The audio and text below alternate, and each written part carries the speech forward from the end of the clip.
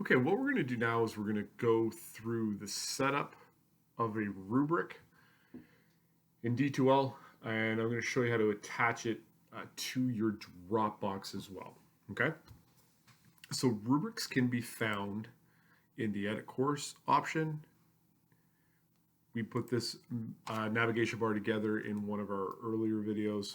Okay, so in the edit course option down here, we have rubrics. Okay, rubrics would also be in the assessment menu if you don't have the same navigation bar that I'm working with right now. So in here we go into rubrics. Okay, there's no rubrics already present. Okay, so what I will do is I will now set up the rubric. The thing that's unfortunate is you don't have the ability to import a rubric. So if you set up a wonderfully scaled, just perfect rubric in a different program, you can't just import it, but it's fine. You can copy and paste the wording so you don't have to retype the entire thing. Okay. I'm going to create a new rubric here. It automatically goes untitled, so you would change it probably to something this similar to the name of the assignment.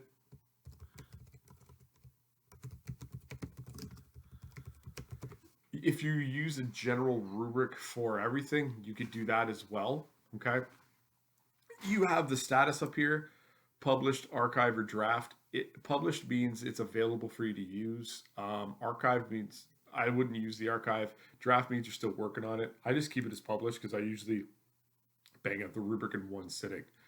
Then you have levels, okay, 4, 3, 2, 1. If you would like to add another level, then you could add another level. It'll put the new level. Sometimes we put level R, okay. We're in an analytic rubric here. So what it means is that you get a point for each specific criteria and level, okay? And then that would give you a total overall point system, so to speak. If you changed it, you would get this option as well. That way you're giving one final thing based upon every single level. So what you want to do is completely up to you. I'm not telling you how you should be evaluating. I'm just going to show you how you can set up the rubric. Okay. So let's just keep it 43210. You could change it. It could be different for every criteria. Okay. You could add criteria groups here if you would like, or this is adding a new level. Excuse me. That's what I didn't mean to do that. If you had a new criteria group down here, if you wanted 4, 5, 6, you could do that. Okay. So if you click that, you have a fourth criteria. You can delete them at any point. Every time you add one, it's going to add the overall point total until you change it. You can change these point totals as you wish. Okay. I'm just going to get rid of that. We don't need we'll do criteria 1. I'm not even going to change the names, but you could do it here. Let's say you put let's say you're doing format. Okay. Then what you could do is you could click in this section here and you could type what it is that you are specifically evaluating. Okay. That's how you would do it. In that, you can copy and paste that like I said. Okay, so like we could do level 4, level 3,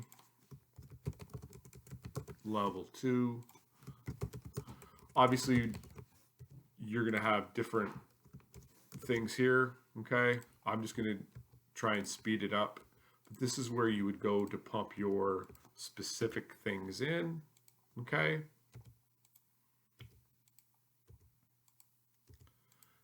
This can make the evaluation process easier. Okay. Down at the bottom here, this is the overall score. So if they get 11 or more, they'd have a level 4. You can manipulate this as well. Chances are you should have the same amount of levels here as you do up here. Okay, so we should technically add a level R. but I'm not going to just for the sake of time, okay? But this is the structure. This is how you add criteria. This is how you add levels. This is where you put in your specific criteria for that level, okay? If you close it, it's going to take you back here, okay? It's going to list all the rubrics that you have available to you. It's a custom points. It's published. If you want to make changes, you can, okay? So you can preview as well. So this is what the rubric would look like to the students to a certain extent, okay? So this is the feedback that we gave. If you wanted, you could edit. So you just go back in, and then it gives you the exact same screen that we were in. You can click and drag these if you want to move them. That's one thing that you can do, okay?